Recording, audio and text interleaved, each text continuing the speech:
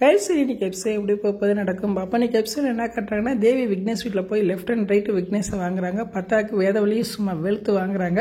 பார்க்கும்போது செம்ம வேற லெவலில் இருந்துச்சு. கையோட தங்கச்சின்னு இன்னைக்கு தான் தேவி நிரூபிச்சிருக்காங்க. அந்த அளவுக்கு பேசுனாங்க.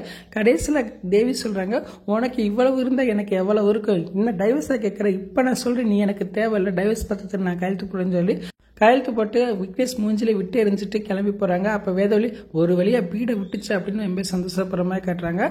தேவி இப்போவுமே விக்னேஷ் ரொம்ப ஃபீல் பண்ணி அழுகிற மாதிரி காட்டுறாங்க. அதுக்கப்புறம் பார்த்தா வீட்டில் போனோன்னு எல்லாருமே தேவியை பார்த்து கேட்குறாங்க, உனக்கு விக்னேஷ்க்கு இதை விட பிரச்சனைலாம் பெருசாக வந்திருக்கு, அப்போல்லாம் பொறுமையாக இருந்தேன்னு இப்போயே இவ்வளோ கோவப்பட்ட அப்படின்னு கேட்குறாங்க. அப்போ தேவி எதுவுமே சொல்லாமல் அமைதியாகவே இருக்காங்க.